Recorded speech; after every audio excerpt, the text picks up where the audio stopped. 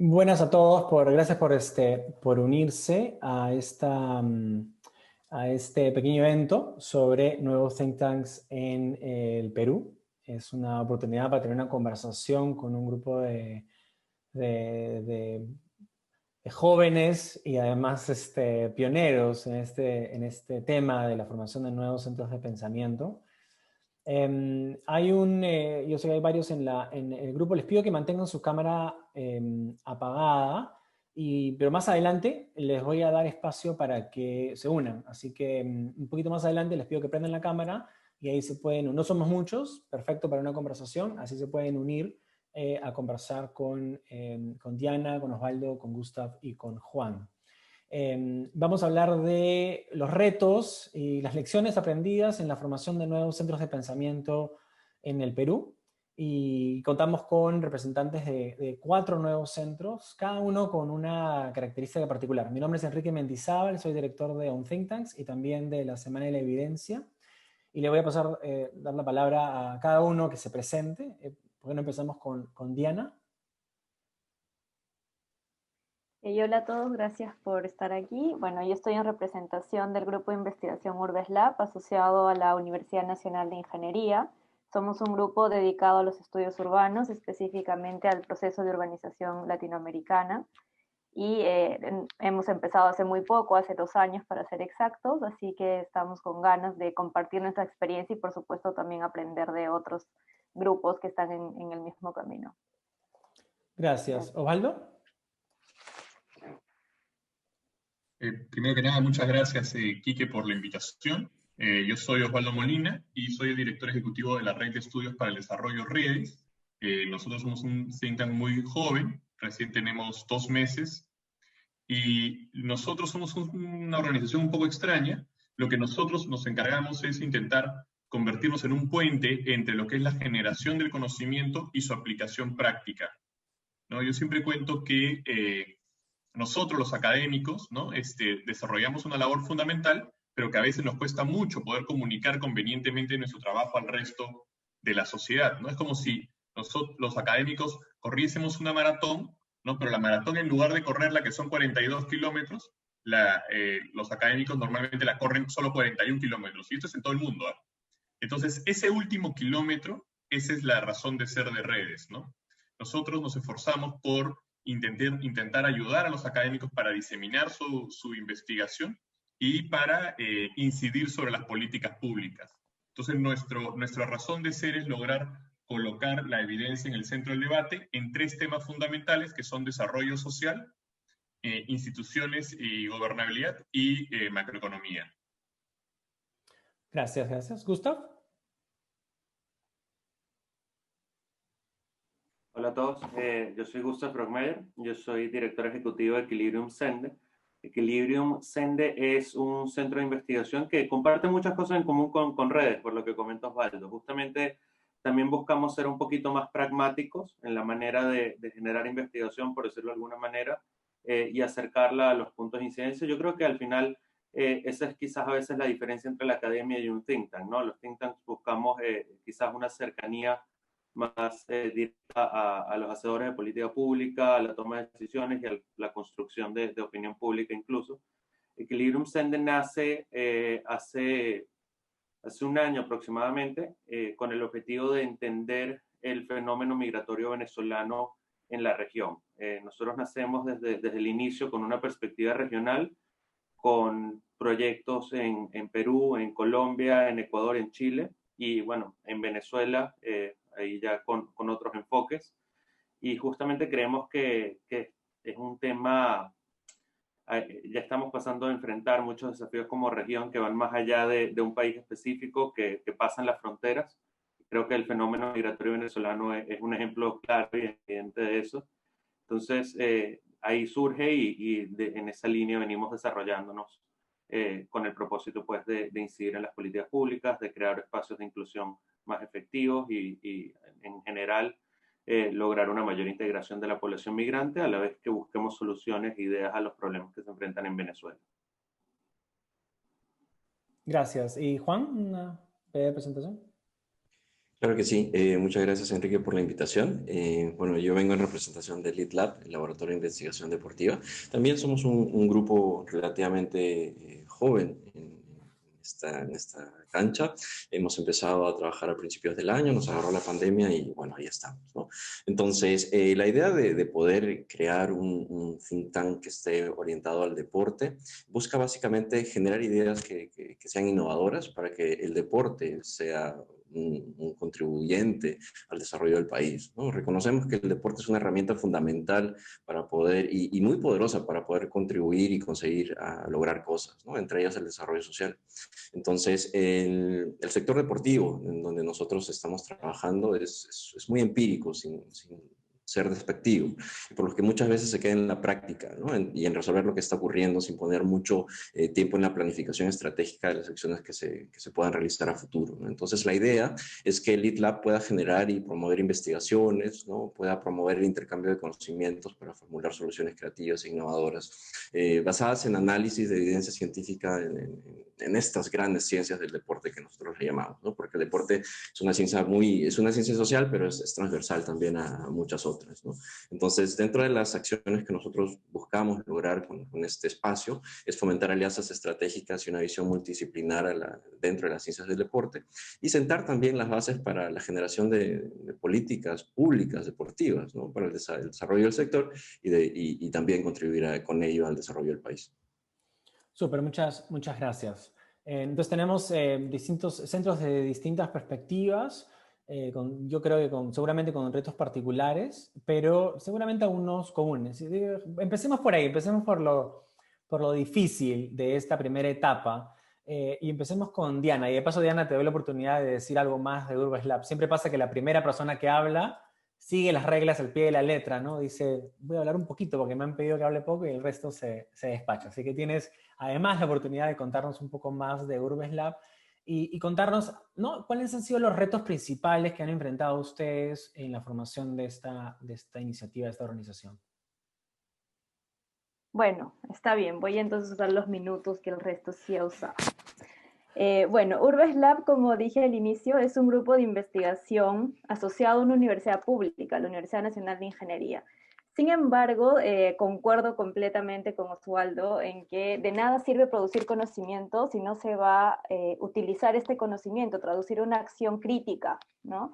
En ese sentido, buscamos también aportar a las políticas públicas, si es que nos lo permiten, porque penetrar en el Estado también es muy complicado.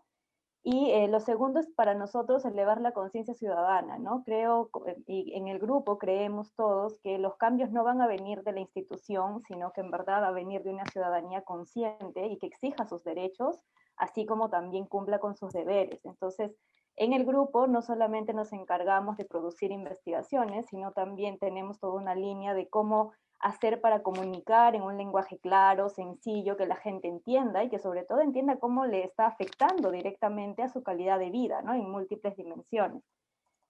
En ese camino, pues, al estar en una universidad nacional y el mayor reto que hemos tenido creo que ha sido luchar contra la desigualdad de género, ¿no? De hecho, aquí estamos reunidos algunos grupos jóvenes y soy la única mujer. Entonces, eso también es un indicador de lo que pasa en el país y más en una universidad pública, donde el ser joven ya es una desventaja, digamos, porque ya automáticamente te asocian con no tener, digamos, como experiencia o tener menos sabiduría. Lo voy a poner en ese sentido positivo. Y adicionalmente el ser mujer, ¿no? Entonces yo estoy en la Universidad Nacional de Ingeniería, donde probablemente un joven, ¿no? Que está en ciencias, por ejemplo, un matemático, un físico, con la misma edad que yo podría ser considerado más como un prodigio, mientras que yo he tenido que luchar con muchos esquemas dentro de la universidad, porque bueno, soy joven y soy mujer. Creo que ese ha sido el mayor reto, porque el grupo está conformado en su mayoría por mujeres y mujeres investigadoras jóvenes, ¿no? El segundo reto para mí es la falta de financiamiento, sobre todo en las ciencias sociales. De hecho, el CONCITEC, si bien ha alentado a que las universidades nacionales tengan grupos de investigación como Urbes Lab, el financiamiento está direccionado más a la investigación aplicada, a la tecnología y la ciencia, más no a las ciencias sociales, ¿no? Y yo creo que es fundamental. Si no entendemos nuestra sociedad, si no entendemos nuestros problemas, ¿de qué nos sirve la tecnología?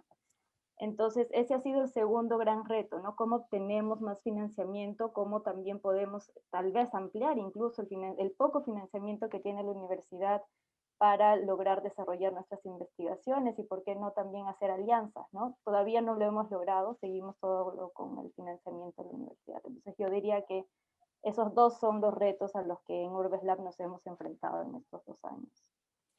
Una pregunta rápida. ¿Tú crees que bueno, el tema de género y el tema de financiamiento están conectados? O sea, ¿tú crees que un grupo de investigación conformado por hombres habría tenido mayor acceso a financiamiento? Sobre todo en los temas que están trabajando ustedes, ¿no? Los temas urbanos.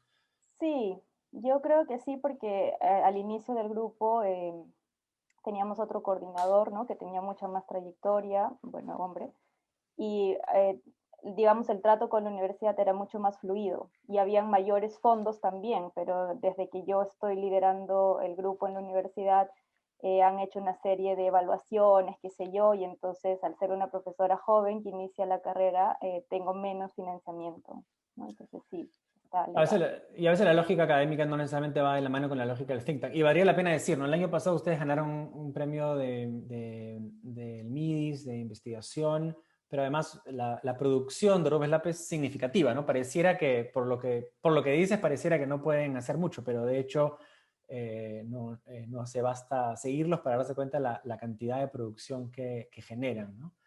Entonces, un tema de desigualdad de género, pero también un tema juventud y finalmente financiamiento. Creo que financiamiento es un reto que enfrentan muchos nuevos centros de investigación.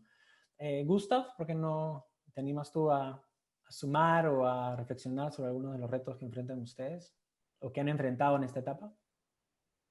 Sí, yo creo que lo que tú comentas, ¿no? El tema del financiamiento creo que es evidentemente un desafío, sobre todo en una sociedad como en la que nos desempeñamos, ¿no? Que es el Perú, es una sociedad que no está acostumbrada a destinar recursos a esto. De hecho, vemos una sociedad civil que no es fuerte, que no está desarrollada en cuanto a organizaciones de la sociedad civil.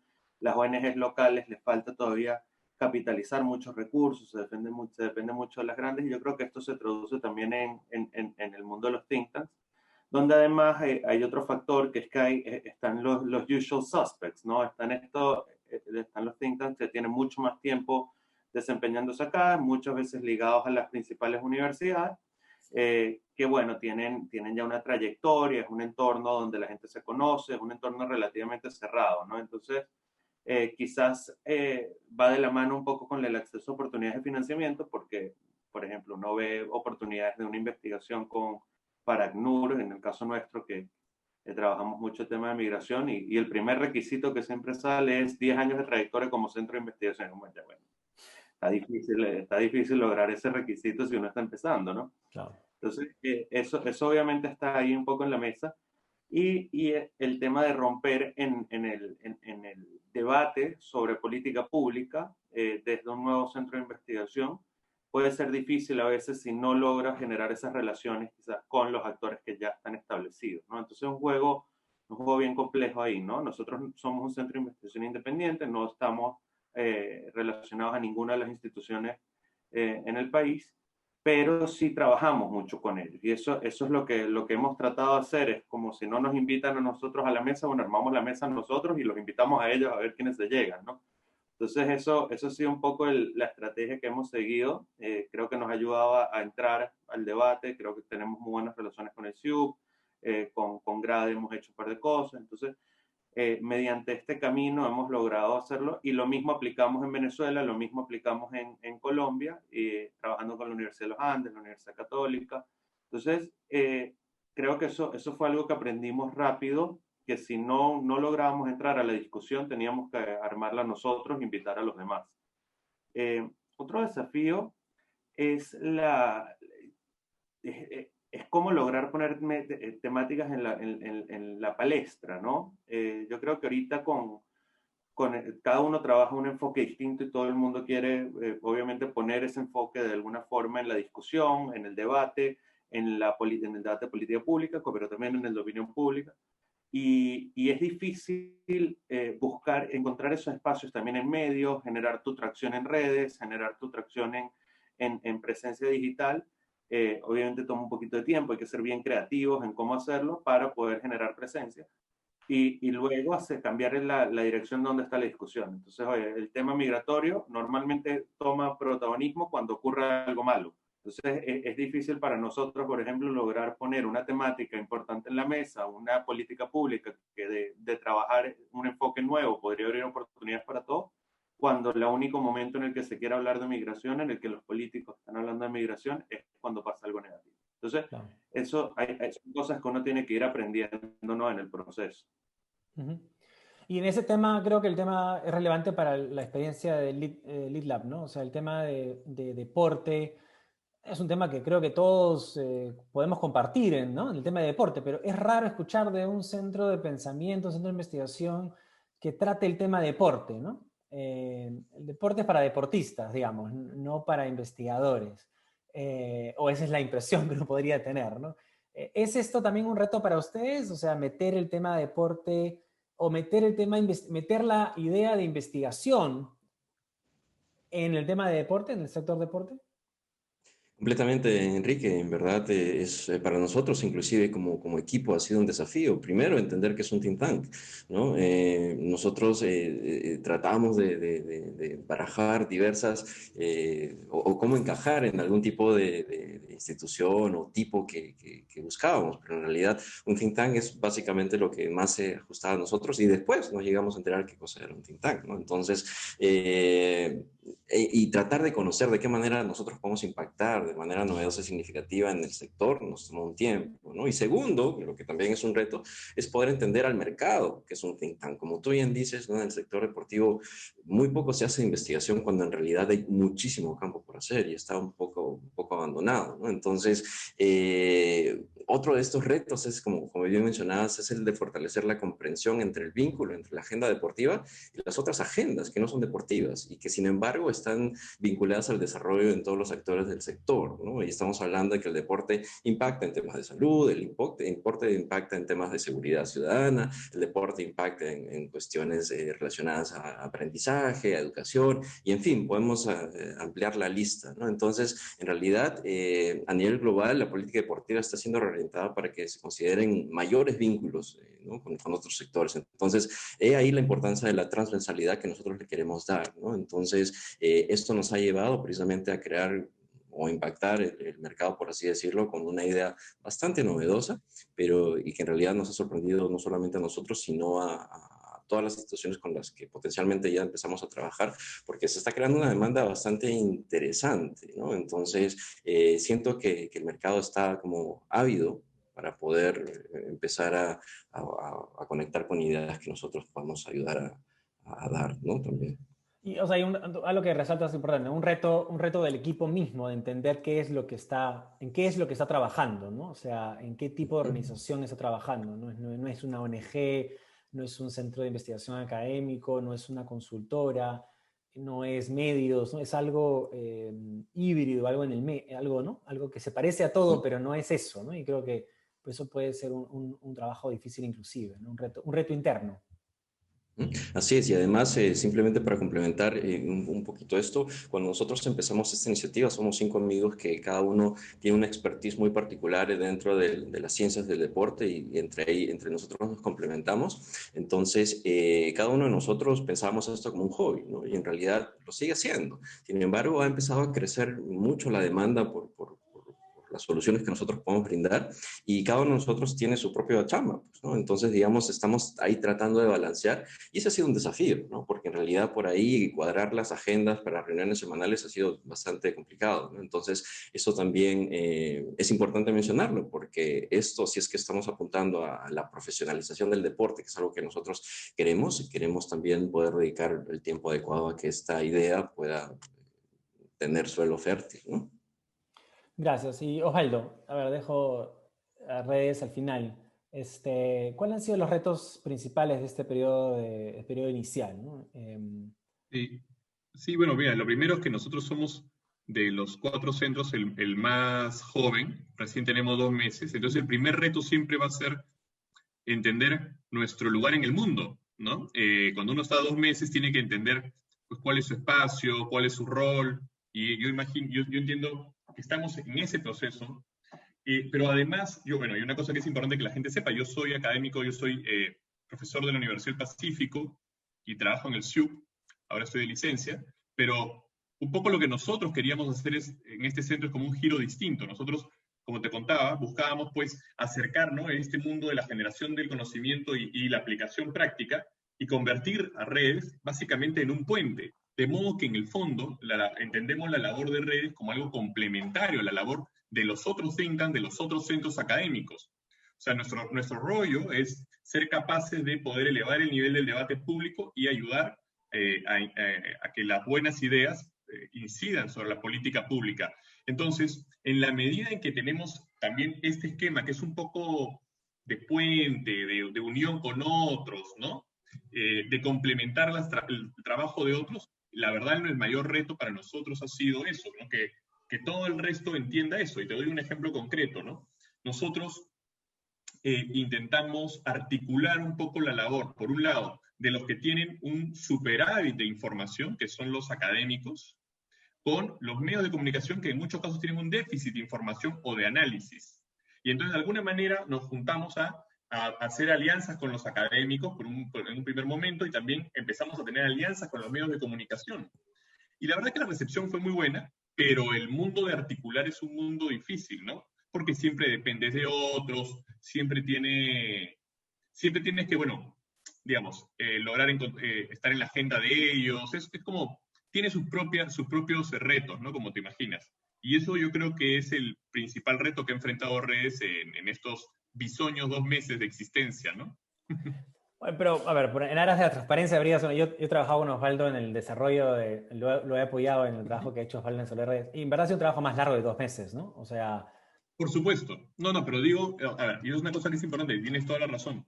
Nosotros, y Quique nos apoyó en la conceptualización de redes, nosotros estuvimos varios meses pensando cómo debería ser redes, cuál debería ser el rol que tenga en la sociedad, etcétera, etcétera. Pero sí igual son 2 meses de existir, ¿no? De estar en la sociedad, de enfrentar el día a día, etcétera, etcétera, ¿no? Que es distinto, debo decir que es otra dinámica completamente distinta, pero estoy de acuerdo. Entonces, encontrar un lugar, ¿no? Encontrar un sitio, un posicionamiento, creo que es un tema... Correcto. ¿Y qué hay de retos de gestión? Algunos de ustedes, yo soy Gustav, tú vienes del mundo privado, empresarial, ¿no? De la consultoría. Asumo que tenías más experiencia en gestión. No sé si Diana, tú y tus colegas han tenido experiencia en la gestión, ¿no? Porque uno a veces encuentra que los centros de investigación, los centros de pensamientos están llenos de investigadores, ¿no? Y muy pocos se han preparado para el rol de gestionar un equipo, gestionar actividades. Te pregunto a ti primero, Gustav, si algo de tu propio perfil, experiencia, te preparó para esto, y después paso a ti, Diana, a ver si nos puedes comentar un poquito de cómo eso lo han sentido ustedes como equipo, como grupo. Sabes que si bien yo antes habíamos arrancado con la consultora tiene un poco más tiempo, ¿no? Y viene andando, y es una empresa funcional que es chévere verlo andar.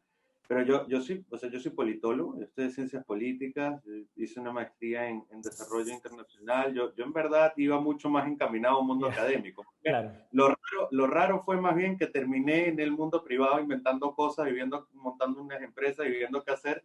Fue más una cuestión de, eso fue lo raro para mí, o sea, pero lo que sí es una realidad es que en ese proceso donde te lanzas a emprender de cero, a montar algo, agarras una cantidad de habilidades que son increíblemente útiles. O sea, que eso no lo vas a aprender en la universidad, eso no lo vas a aprender en ningún trabajo. Eso lo agarras porque te toca todos los días resolver una cantidad de cosas. Yo siempre le decía a mi equipo que yo paso la mitad del tiempo, en verdad, o el 80% de mi tiempo, resolviendo algún problema administrativo, contable, legal, o sea, algún tema que está completamente ajeno a la investigación y al corazón de lo que queremos hacer.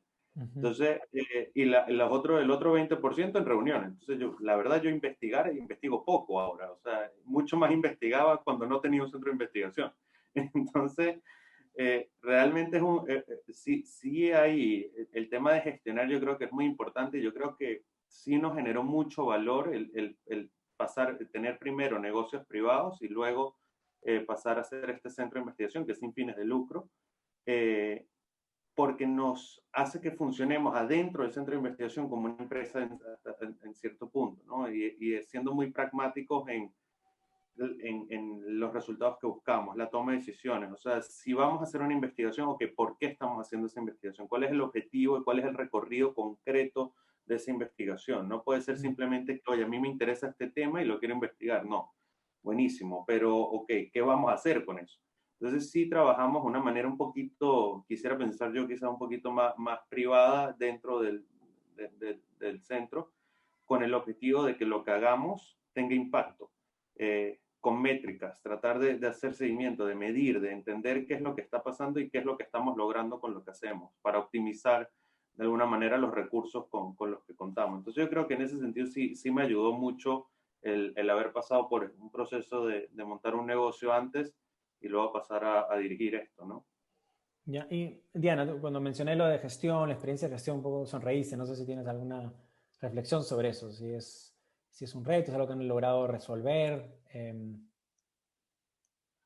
Bueno, para nosotros, como dice Gustavo, ha sido un aprendizaje y un despertar de habilidades que no sabíamos que teníamos, ¿no? Concuerdo en que el consejo directivo de Urbes Lab está formado por 3 personas, las 3 somos mujeres, y digamos jóvenes mujeres, y lo único que sabíamos de organización era que tenemos un espíritu muy organizado, ¿ya? Entonces, digamos, desde la universidad hemos sido representantes estudiantiles, entonces como que tenemos ese esquema de organización. Además, haber estudiado arquitectura significaba pues tratar de repartir tu tiempo a ver si podías dormir unas horas.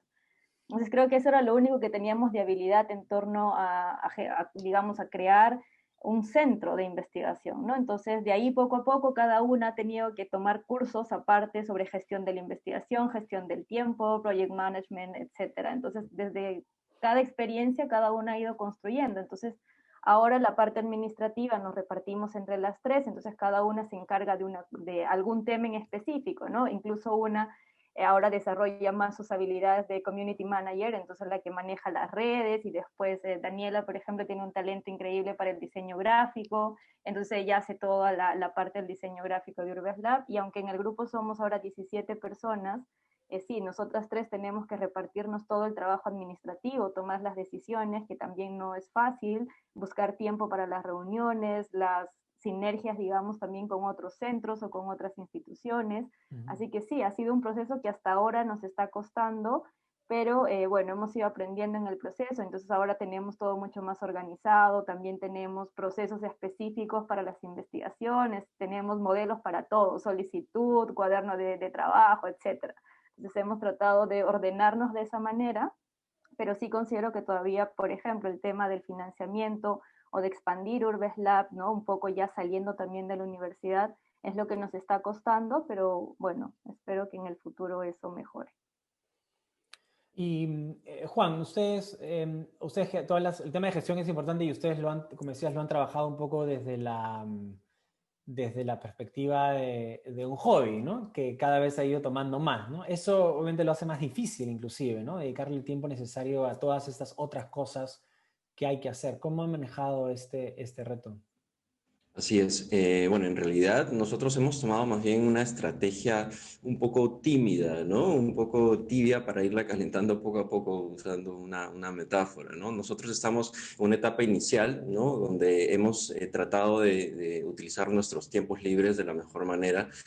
Por ejemplo, ¿no? Nosotros tomamos publicaciones científicas que son relevantes para la población en general, las traducimos, las convertimos las traducimos en un lenguaje un poco más fácil de entender y las lanzamos, ¿no? A través de las redes sociales. Digamos que ese ha sido nuestro gancho, bastante sencillo, bastante cero costo, porque en realidad nosotros utilizamos nuestras propias herramientas, nosotros hacemos todo, ¿no? Por otro lado, tenemos otras actividades que están relacionadas a la colaboración con otras organizaciones, ¿no? Orientadas a brindar conocimiento en base a la expertise que cada integrante del equipo ya tiene, ¿no? A través de los webinars, ¿no? Por ejemplo, hemos ya hecho alianzas estratégicas con la Municipalidad de Lima, con gobiernos regionales, con algunas ONGs, con otras municipalidades también, con universidades, ¿no? Que demandan este tipo de expertise, ¿no? Y ahora que estamos realmente viendo que esto tiene mucho potencial y hay mucha demanda, estamos ya pensando en la formalización. Nosotros no estamos formalizados, pero vamos a ese camino porque en realidad sentimos que hay mucho por hacer, ¿no? Y poder tener nuestros proyectos propios, ¿no? Creo que muy prontito, en 2 semanas, vamos a hacer un webinar propio realizado por nosotros, con un grupo de trabajo que promueve las salvaguardias internacionales para la protección de los niños, niñas, adolescentes y su seguridad en la práctica deportiva, por ejemplo, ¿no? Entonces, digamos, pero todo eso sigue estando sin presupuesto, es a cero costo, ¿no? Solamente se basa en las capacidades que nosotros podemos dar y en utilizando los recursos propios, ¿no? Entonces, esperamos pronto dar esos pasos para asumir proyectos propios y que cada vez esto vaya creciendo, ¿no? Pero somos muy optimistas de que todo vaya bien. Entonces, para pasar a la parte de lecciones aprendidas, creo que un reto o una práctica común, o un reto o una manera de solucionar este reto, el reto ha sido un poco ubicarse, ¿no? Encontrar un sitio con un actor nuevo, pero veo que todos han seguido una estrategia de alianzas, de colaboración, de trabajo en grupo, ¿no? Y no hacer las cosas solos, ¿no? No hacer eventos solos, no publicar solos, no trabajar solos. Y claro, eso tiene demandas particulares también, ¿no? Trabajar en colaboración tampoco es sencillo, ¿no? Pero ¿qué otras lecciones han aprendido, Osvaldo? No sé si tú quieres empezar con algunas lecciones aprendidas en esta etapa para seguir con el resto. Sí, a ver, a ver, lo primero, una primera lección que aprendimos es que realmente evidencia clara y bien comunicada es algo que la sociedad necesita y que todo el mundo busca. O sea, es un valor realmente. Y nos dimos cuenta cuando empezamos a aproximarnos a los medios de comunicación y les empezamos a contar, oye, mira, nosotros estamos haciendo esto, y encontramos con rapidez una buena aceptación de parte de ellos.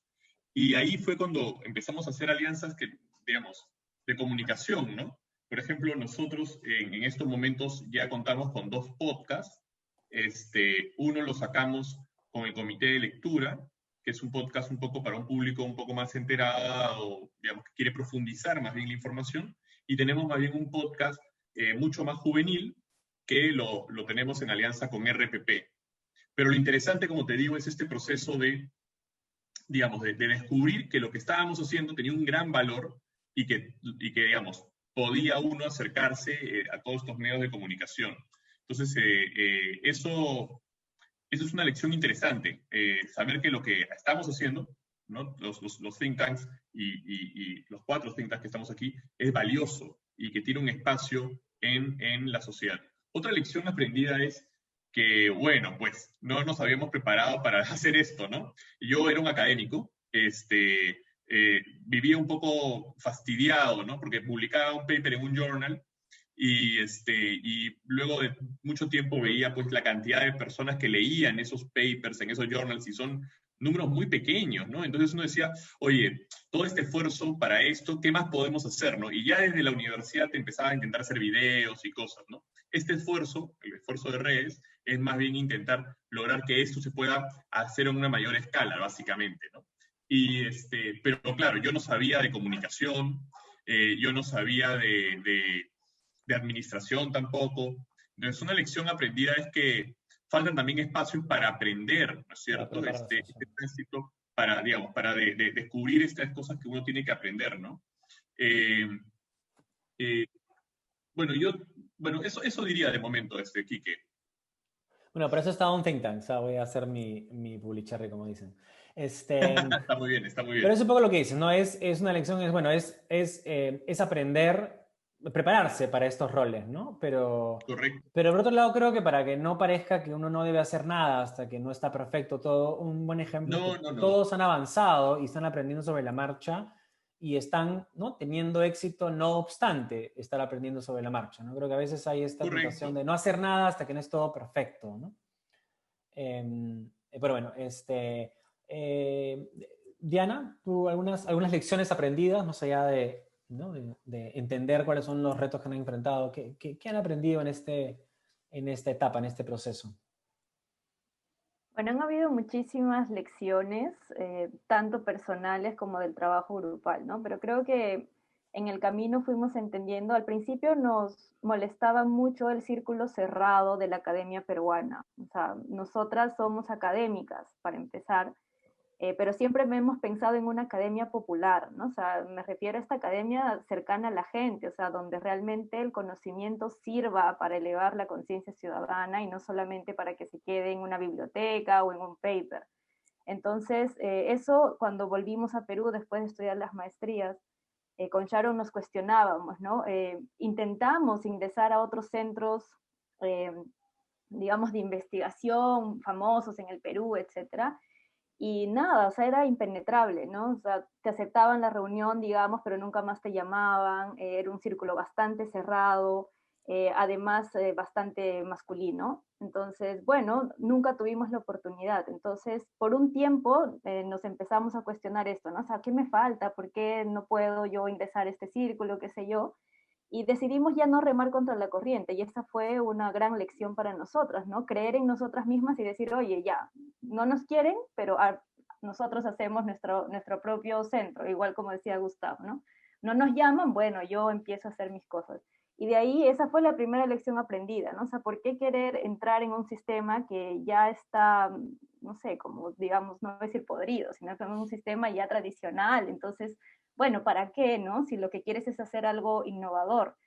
Lo segundo que aprendimos fue que un lenguaje académico no nos ayudaba para nada. Entonces ahí empezaron nuestras ideas de, pues, bueno, ¿cómo lo comunico? ¿Cómo hago para que esto sea más entendible?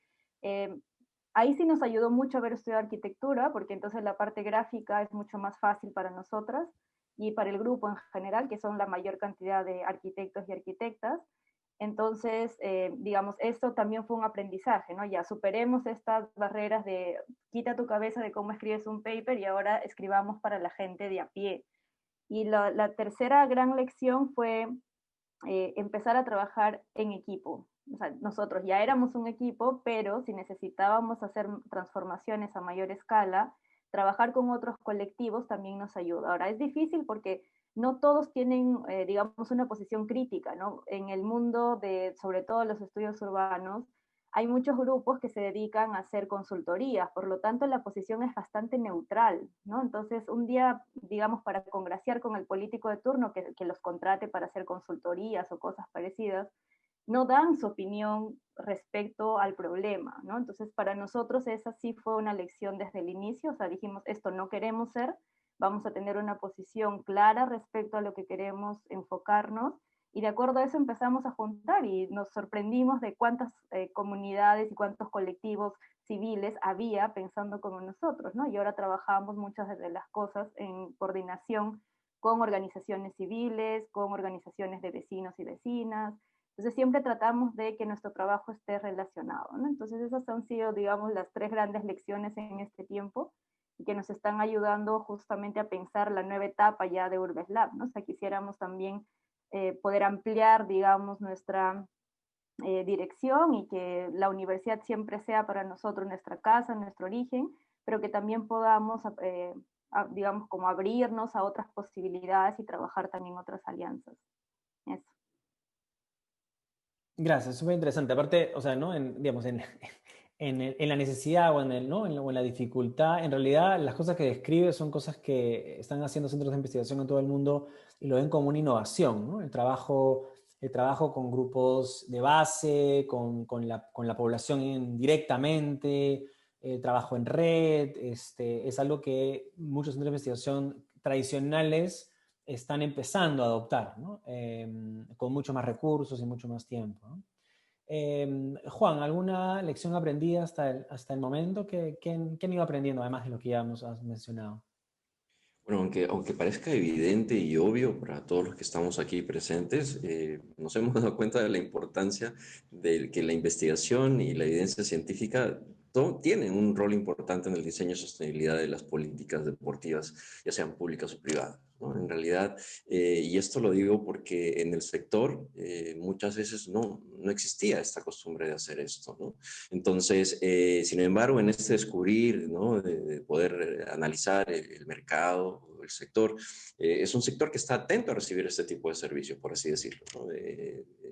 Y nosotros debemos entender sus necesidades y poder hacer la labor de desastre para poder acomodarnos al ecosistema deportivo que es tan complejo en nuestro país, ¿no? Entonces, poder brindar soluciones o tratar de dar estas soluciones pasan también por una labor de nosotros convertirnos en estos científicos y poder generar nuestras propias investigaciones, porque no existe evidencia en materia deportiva, a todo nivel, ¿no? Tal vez pueda haber un poco más en el desarrollo fisiológico, ¿no? De la fisiología deportiva, pero no en temas de gestión, por ejemplo, ¿no? En temas de cómo lograr objetivos a corto, mediano, largo plazo, ¿no? Entonces, eso para nosotros está siendo un descubrir también bastante interesante, ¿no? Entonces, en algún momento, como bien mencionaban los compañeros, queremos ser la suerte de articulador, ¿no? de otras instituciones que entre sí no se conocen, ¿no? Queremos en algún momento poder ser articulador de la red de deporte para el desarrollo, por ejemplo, ¿no? Entonces, sabemos que existen organizaciones que trabajan temas de deporte para el desarrollo, pero que no se ven entre sí, no se conectan y juntos somos más fuertes. Por otro lado, tenemos la parte tal vez más visible, que es el deporte como en su faceta de competición, ¿no?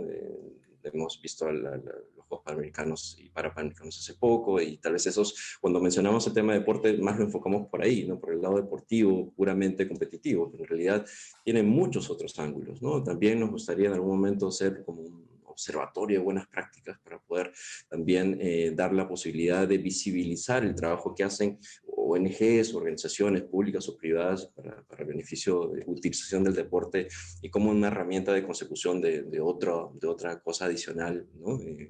Y en realidad va por ahí, ¿no? O sea, encontramos de que esta labor de ciencia, que aparentemente debería ser tan obvia, no lo está haciendo, ¿no? Entonces, eso nos toca a nosotros entenderlo dentro del grupo y poder socializarlo hacia afuera. Listo, gracias. Y Gustav, ¿algunas lecciones aprendidas en esta etapa? Yo creo que hay tres cosas clave. Había algo que comentaba Diana que me pareció súper importante, que es el tema de que cuando ves a la mayoría de las organizaciones que se desempeñan en generación de investigación y cosas de ese estilo, son consultoras, porque hay un fin de lucro, hay un cliente, hay alguien a quien tú puedes atender, etcétera, ¿no? Entonces, muchas veces las consultoras están condicionadas justamente por el cliente que tienes, el propósito de la investigación y te limita la capacidad de generar y de poner tu perspectiva sobre la mesa, ¿no? Y eso fue para nosotros la principal determinante en decidir separar las organizaciones, ¿no? Nosotros empezamos a trabajar desde la consultora, empezamos desde ese espacio a entrar un poco al fenómeno migratorio, ver un poco cuál era el impacto económico, a empezar a asesorar un par de organizaciones sin ningún fin de lucro, pero empezamos a involucrarnos ahí y cuando nos dimos cuenta, la página de la consultora estaba sobrecargada de Venezuela. Cuando la mayoría de nuestros clientes son empresas normales aquí en Perú que definitivamente no están pensando en Venezuela todo el día. Entonces llega a un punto que era contraproducente para ambos lados, o sea, tanto para la consultora generar tanta investigación sobre Venezuela, como para lo que queremos generar de investigación en Venezuela, que llegue al público que queremos que llegue, que podamos hacerlo sin restricciones, con mucha más flexibilización, ¿no? Entonces, ese fue para nosotros el primer razonamiento. Ok, separemos el uno del otro. Esto es una organización sin fines de lucro, independiente, que nos va a permitir a nosotros posicionar nuestro enfoque sobre la mesa en base a la data, a la investigación que generamos, ¿no? Eso por un lado. Lo otro fue que si estamos en un mundo en el que la data es poder, entonces realmente y seguimos en un mundo muy cuantitativo. Entonces, lo que nosotros realmente nos dio un salto automático de estar en un nivel de arranque, un poco viendo dónde encontramos nuestro espacio, a poder empezar a incidir mucho más, al punto de que nuestra data de investigación empezase a llegar a los actores claves con fuerza, fue el empezar a levantar data propia primaria, representativa, empezar a salir al campo y empezar a decir, oye, ¿sabes qué? Yo no sé de esto, pero vamos a ver, asesorémonos y veamos cómo levantamos información, y eso lo generó la pandemia. En el momento que llega la pandemia empezamos a ver que empiezan a salir todos los reportes de Ipsos, por ejemplo, y de otras organizaciones, que el impacto de la pandemia en la población, que el impacto y tal, ¿Y los migrantes dónde quedaron? En ningún reporte veíamos que había información segmentada por nacionalidad, o por lo menos por el factor si era migrante o era población nacional. Entonces empezamos nosotros mismos a generarla. Y eso fue un cambio radical en el rol que empezamos a jugar en las distintas discusiones, en alcance en prensa, en gobierno, en sociedad civil, en cooperación internacional e incluso con nuestros pares de otros think tanks, otras organizaciones de investigación. Muy interesante. Eso fue clave. Pero si eso no lo combinas con hacer la data, la investigación y todo más amigable, sigues en esta burbuja chica de gente que le interesa ver. Y eso creo que es algo que ya todos hemos entendido. Sí. Yo creo que como somos think tanks jóvenes, lo vemos de esa manera mucho más, ¿no? Pero infografías, trabajar las redes sociales son el motor número uno, videos, el tema de nosotros, o sea, los webinars, hoy tenemos nuestra serie de webinars que sale los jueves cada 15 días y va chévere y tal, pero algo que, por ejemplo, sí quizás fue un poco out of the box fue el tema de, oye, ¿sabes qué? Los jóvenes no van a webinars tampoco, o sea, no estamos logrando que vengan lo suficiente a webinars. Y lo que vimos fue, oye, asociémonos, aliémonos con este comediante venezolano, se llama Laureano Márquez, que el tipo tiene 3 millones de followers en Twitter, 2 millones de followers en Instagram, el tipo es divertido, pero es inteligente, súper capo, o sea, un tipo que es muy respetado en Venezuela porque es un politólogo, historiador, etc. Entonces, ¿sabes qué? Volvamos a este pata a la cara de nuestro mensaje. Entonces, démosle a él la data, la información, etcétera, y que él lo transforme en una manera, un talk show, en una forma más chévere de transmitir la información. Entonces, el siempre estar viendo, atento a cuál es el impacto que tiene lo que está generando y buscar formas creativas de aumentarlo es clave, porque la investigación sabemos que es esencial, es elemental y tal, pero los productos investigativos son aburridos. Entonces, si no logramos transformarlos, nos vamos a quedar hablando entre nosotros para siempre y sin generar el impacto que queremos. Claro, es esta idea que si no te molesta, no te importa la atribución, todo es posible, ¿no? Y también que lo importante no es el producto de investigación, ¿no? No es el reporte, sino es la historia que puedes contar de tu investigación. Y si un reporte, mensaje, ¿no? claro, si un reporte es el medio correcto para un público particular, perfecto. Pero si un tweet es el medio correcto o un videito de TikTok es el medio correcto, entonces usa eso, ¿no? Ten claro tu mensaje y después decide qué medio usas para comunicar y no al revés, como creo que es lo que normalmente se hace, ¿no? Primero el reporte y después veo cómo traduzco esto en otros productos. Quiero invitar a los que estén presentes, que quieran participar y que quieran hacer preguntas, a prender su cámara y levantar la mano para que sepamos a quién darle la palabra, pero los invito, si quieren, o a hacer preguntas en el chat, ¿no? Somos un grupo pequeño, relativamente pequeño, así que creo que podemos acomodarnos. Y quiero hacerles una pregunta un poco con aras de finalizar la conversación entre nosotros, pero insisto, ¿no? Si quieren unirse, adelante. Hace unos años un director de un think tank me dijo aquí que acá tenemos demasiados think tanks, no necesitamos más, ¿no? No sé qué piensan, o sea, habiendo pasado por estos meses o años iniciales, yo diría, ¿no? Pero en deporte, nadie veía en deporte trabajando estos temas, ¿no? Pero ¿qué piensan ustedes? ¿Tenemos suficientes? ¿Tenemos para más? ¿Hay algunos sitios, hay algunos temas o regiones o lugares donde definitivamente necesitamos más? Mira, Quique, si me permites a mí contestar rápidamente eso, yo creo que la prueba clara de que no es eso cierto es el hecho de mis colegas que están acá, ¿no? No había antes un think tank que hable sobre deporte, muy pocos think tanks hablaban sobre temas de migración, hay poco de investigación en Perú sobre temas urbanos, es evidente que entonces hay un espacio para temas como esos. Eso es lo primero. Lo segundo, también hay un espacio para... Perdón, por eso lo felicito mucho, por las iniciativas que están teniendo, me parecen súper bacanes, o súper chéveres, como diría Gustav. Y eso es lo primero. Y lo segundo, hay todavía mucho más por hacer, ¿no? Todo todavía sigue siendo muy limeño, muy centralista. ¿Qué está pasando en otras regiones? ¿Qué está pasando en otros lugares del Perú? Es todavía, además incluso si a veces nos acercamos a verlo, lo vemos siempre desde una óptica todavía muy limeña. Hay mucho ahí, hay un enorme espacio, yo creo, en eso, ¿no? Entonces, ahí va. Eso es, por ahí yo empezaría la respuesta, que mis amigos la continúen. ¿Alguien se anima antes que le dé la palabra Diana? Sí, yo quería agregar a lo que Osvaldo ha dicho, que yo creo que hay muchos centros de investigación tradicionales y creo que cumplen muy bien su función, o sea, producen la investigación para el público objetivo que ellos creen, ¿no? Pero, digamos, pensando en la innovación, en cómo el conocimiento más bien debe ser un arma de transformación, creo que no, hay muy pocos. Y concuerdo también con el hecho del centralismo, ¿no? Hay centralismo académico, administrativo, político, económico, o sea, somos un país muy centralizado. Y en ese sentido creo que sí, falta mucho también por investigar y promover la difusión de este conocimiento en las otras provincias del Perú, ¿no? Entonces, bueno, puede ser que sí, existan muchos, pero desde un punto de vista mucho más tradicional. Creo que ahí sí hay un gran espacio para la innovación. Entonces, sí, creo que no, no es cierto. Solo para complementar una cosita nada más, yo, sabes que siento que es algo súper interesante, pero no solo no se investiga suficiente a niveles más locales y regionales del Perú, por ejemplo, sino que la articulación regional, el intercambio de información a nivel de Latinoamérica es prácticamente inexistente. O sea, vemos que aprendemos tan poco de lo que hacen los demás países o de lo que está pasando en los otros países, o sea, tenemos tan pocos canales de comunicación eficientes, mientras que compartimos tantos desafíos comunes.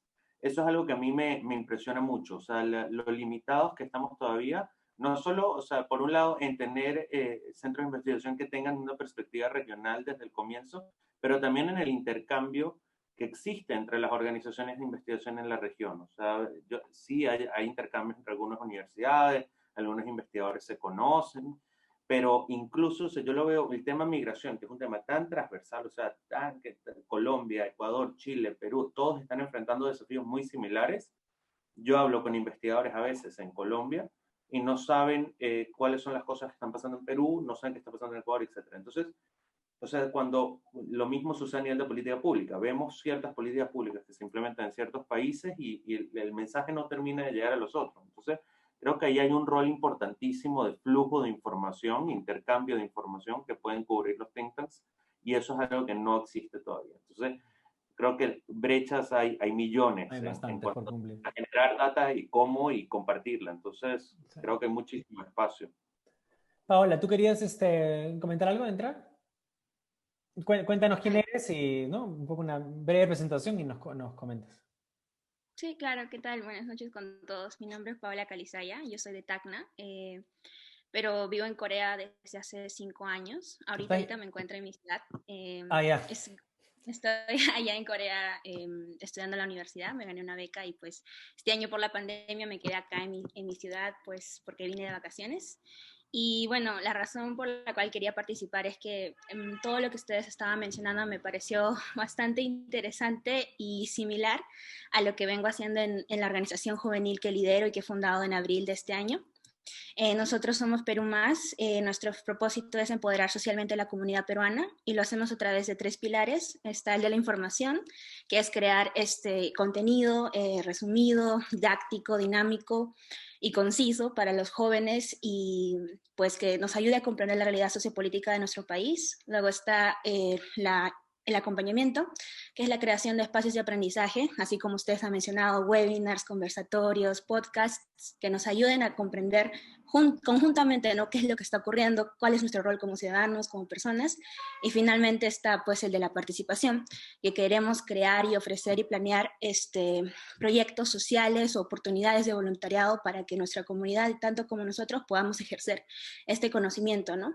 Porque creo que, como ustedes lo han mencionado, el conocimiento no se debe quedar en una biblioteca o en un papel, tiene que ser traducido en acción, y creo que eso me ha llamado muchísimo la atención, ¿no? Porque creo que todos compartimos ese mismo pensamiento.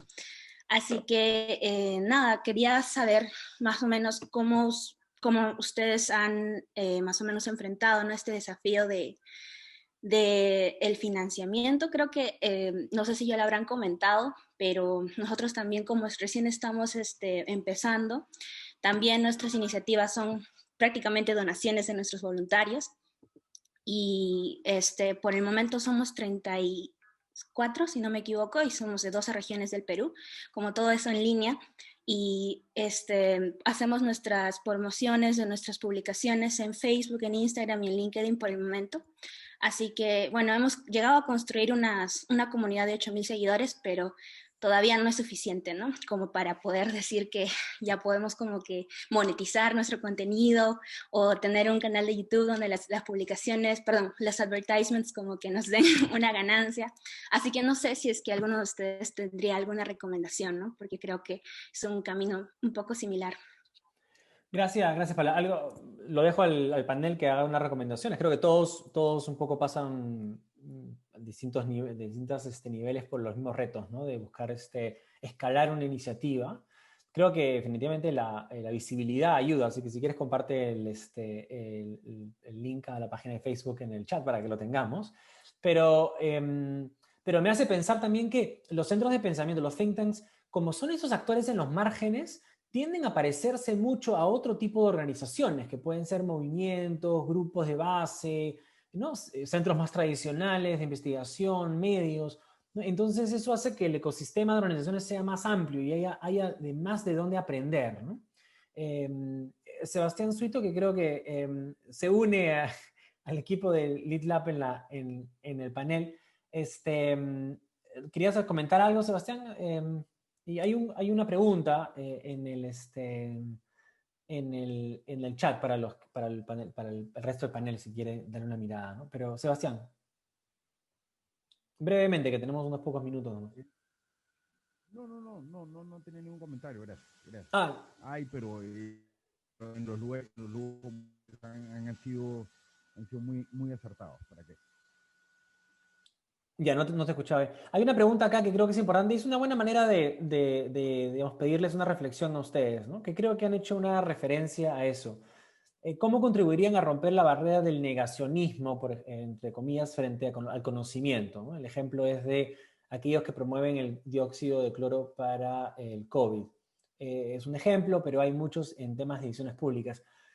Déjame plantear la pregunta de otra manera, ¿no? Pero yo creo que de alguna manera ustedes me han dado a entender que el supuesto que hay poca demanda por información confiable, por evidencia científica, es un supuesto que puede estar algo errado, ¿no? Que la población sí quiere enterarse, que sí está buscando evidencia confiable y que esa población, me imagino, incluye también a los decisores, a los tomadores de decisiones, ¿no? O sea, yo siento que a veces pensamos que no quieren evidencia, ¿no? No quieren información, que quieren tomar decisiones a la espalda de la información. Y no sé si es del todo justo esto, ¿no? ¿No? Juan, tú has hablado de un interés, Osvaldo también, o sea, todos un poco creo que reconocerían esto, ¿no? Entonces, si ¿es uno de los principales retos, cómo romper este negacionismo?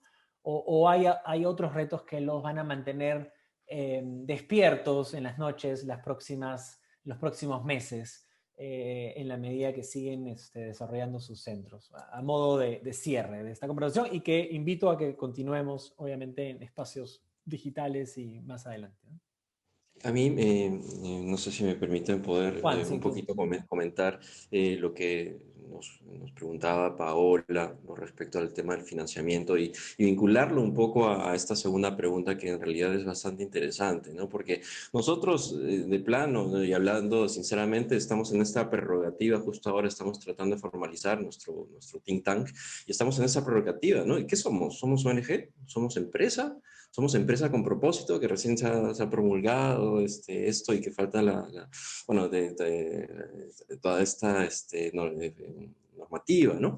Pero en fin, entonces, igual, regreso a lo que decíamos antes, ¿no? En nuestro sector no estamos acostumbrados a que nos paguen por pensar, ¿no? Nos pagan por hacer cosas, pero en realidad no tiene algo, una dirección fija, ¿no? Sino que en realidad estamos rompiendo el mercado con eso, ¿no? Entonces eso nos gusta porque en realidad estamos haciendo notar de que hacer ciencia o hacer investigación científica que deje evidencia de que por qué estamos haciendo las cosas, sea esto positivo, con resultados positivos o negativos, ya es una evidencia, es una certeza, ¿no? Entonces digamos que eso va a facilitar procesos y los va a hacer sostenibles en el tiempo, ¿no? Y también nosotros al momento de poder pensar en nuestro think tank, pensamos en think tank como un medio, en un fin, ¿no? Entonces, queremos lograr cosas, queremos que el deporte sea considerado realmente como una herramienta para poder obtener cosas, ¿no? Entonces, si bien es cierto, queremos que sea autosostenible, ¿no?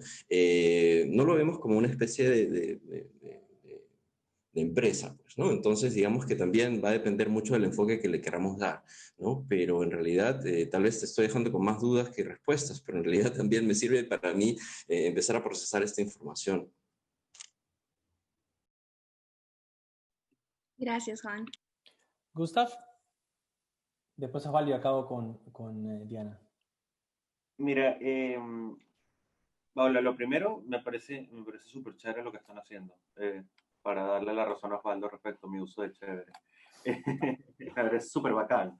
Yo creo que, no, me parece súper cool porque creo que algo que se ha tomado un poco antes, yo creo que ya está cambiando, pero se tomaba un poco como una assumption o algo que tenía que hacer era que para participar en la generación de conocimiento, compartir de conocimiento, etcétera, tenías que tener 3 PhDs, 4 maestrías, etcétera, tener un montón de conocimiento y ya tener un montón de canas. Y yo creo que eso no, o sea, creo que todos los que estamos acá también estamos de acuerdo en que ya eso no tiene por qué ser así y que hay muchas maneras y espacios donde incidir en la generación de conocimiento y en el compartir y debate, etcétera, ¿no? Entonces, me parece muy cool y la capacidad de articular a la gente joven alrededor de esto me parece súper chévere.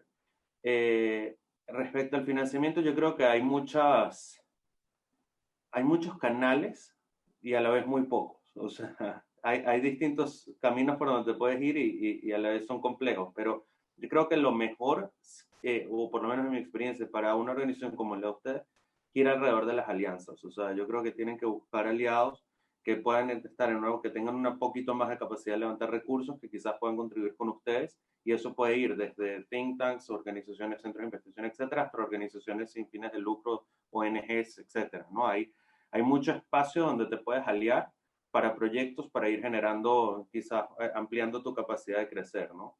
Pero el mayor punto yo creo que está en ser creativos. También hay maneras de levantar recursos con muchas iniciativas hoy en día, que sí, fundraisers o cosas así online, o sea, hay formas de articular y los jóvenes siempre tenemos una capacidad bien efectiva de conectarnos, entonces ahí también pueden sumar voluntades para eso, ¿no?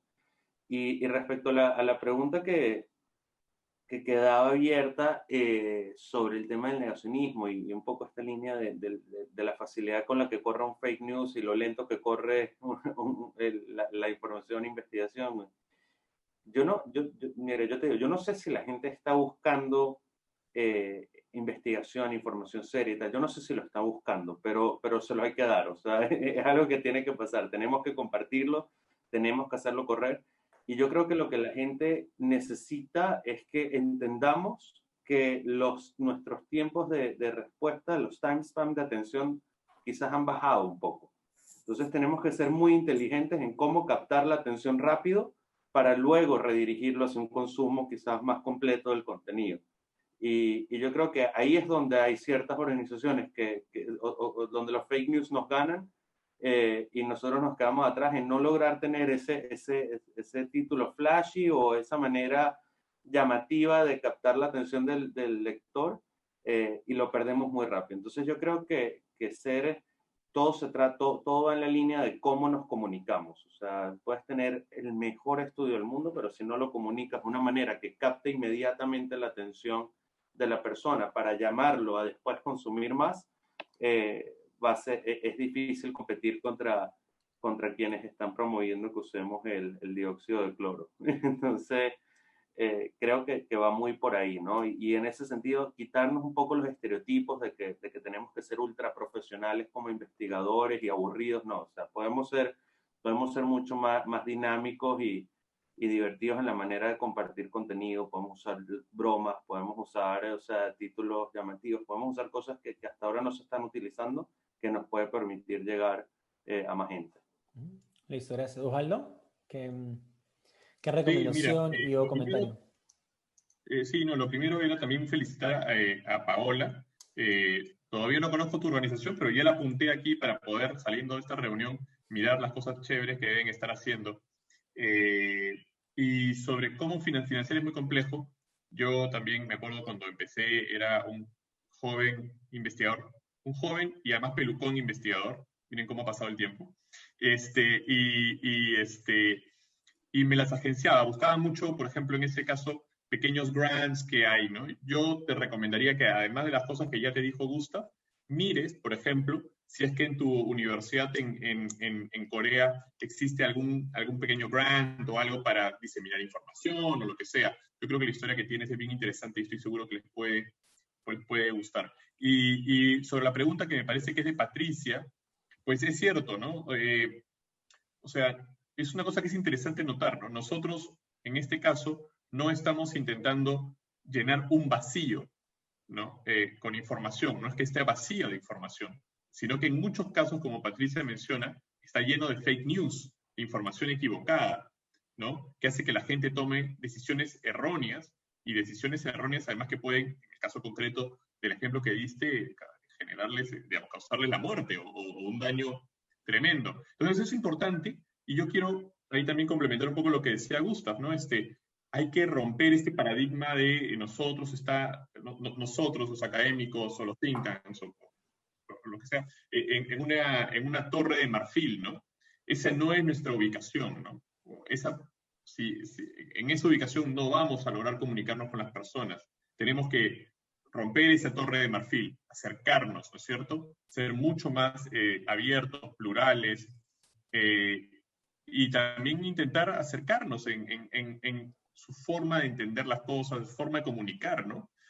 Me gusta la idea de usar el humor, hay que acercarnos, ¿no? ¿Cuántos centros de investigación en Perú tienen Instagram? ¿Cuántos tienen TikTok? Ahí sí me arriesgaría a decir que debe ser cero. Tenemos que acercarnos, ¿no? Nuestro trabajo es ese, acercarnos.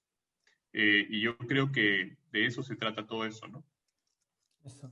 Y Diana.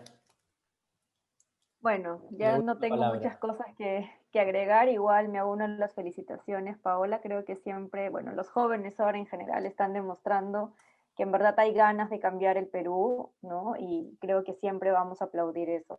No podría contestarte qué más, las ideas que tenía ya las dijeron los demás, así que no soy buena tampoco con esto de buscar financiamiento, sino ya imagínate, también Urbes Lab estaría en otra posición, pero igual deseo que ojalá encuentres fondos.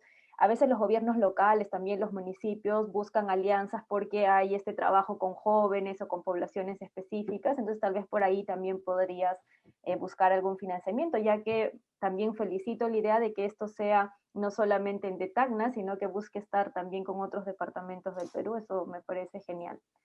Después de la pregunta sobre las noticias falsas, ¿no? Yo creo que el problema es el lenguaje. Si uno ve estas noticias falsas, es un lenguaje súper sencillo, incluso también bien asociado digamos, como a la cultura a donde está dirigida, ¿no? Y en ese sentido creo que además de todo lo que ya han mencionado, hay una cuestión en el Perú de pensar eh, el conocimiento y los mensajes desde una perspectiva bastante limeña, además desde una visión privilegiada que no tiene que ver con el grueso de la población, ¿no? Entonces siempre estamos pensando en este privilegio que tenemos, incluso hasta tener la piel blanca en el Perú es un privilegio, ¿no? Y quien no lo ve así, bueno, lo siento, ¿no? Pero eso es. Entonces, si uno prepara un mensaje que ya tiene oculto este tipo de idiosincrasia basada en la raza, basada en la clase social, etcétera, ya perdiste, porque la mayor cantidad de gente en nuestro país no tiene los privilegios de una minoría, ¿no? Que claro, si uno vive en su burbuja va a pensar que el resto es igual y tiene los mismos privilegios, y no es así. Entonces, desde ese punto de vista, yo también diría que el conocimiento que se produce lamentablemente no está pensado para las múltiples culturas que hay en el Perú, ¿no? Además tenemos esta idea todavía colonial de que entonces esta visión occidental es superior. Entonces juzgamos a priori las acciones de otras personas, su modo cultural de expresarse, sin antes ser empáticos. Entonces ahí yo creo que también hay una limitación bastante grave, ¿no? Y con eso termino, que por lo demás sí concuerdo completamente y voy a pensar en hacer el TikTok de Urbes Lab muy pronto. Gracias Diana. Y eso es algo muy, muy interesante. Yo creo que eso es algo que se siente cada vez más en el mundo de los think tanks, no solo, bueno, creo que a nivel global. Y esta expectativa del público por no solamente ¿no? leer o escuchar o ver, ¿no? Buena investigación o buenas ideas o buenas recomendaciones, sino entender quién está detrás de este trabajo, ¿no? Y esperan cada vez más mayor diversidad en los equipos de investigación, esperan modelos de negocio distintos que se acerquen mucho más a la población y también esperan formas de conocer, ¿no? Formas de acercarse al conocimiento que no necesariamente premien una forma sobre otra, ¿no? Un método de investigación, un método de conocer sobre otro, ¿no? Y que no digan, mira, el método científico occidental es el correcto o el único, ¿no? Y que reconozcan otras formas de conocer la realidad y otras formas de comunicarse con las personas, ¿no? Porque esa empatía y esa, no sé si representatividad, representación, pero de alguna manera sí se busca eso, ¿no? Se busca que las ideas surjan de ti mismo, ¿no? Y de quienes, sobre quienes se busca influir, entre comillas. Pero bueno, ha sido una conversación muy interesante, muchas gracias. Me da gusto ver que sí hay nuevos think tanks en el Perú y que hay oportunidad para que surjan más desde distintos espacios disciplinarios, desde distintas perspectivas, con distintos modelos de negocio, desde la universidad pública, desde la sociedad civil, desde el sector privado, desde inclusive del espacio internacional, ¿no? Regional, y desde la base y desde los jóvenes. Así que espero que veamos más en años que vienen. Pero muchísimas gracias. Gracias Diana, Osvaldo, Juan, gracias Gustav, gracias Paola por unirte y Sebastián, que está por ahí también. Ya nos vemos pronto. Y espero en vivo, ¿no? Pronto. Sí. Un abrazo para todos. Gracias. Gracias.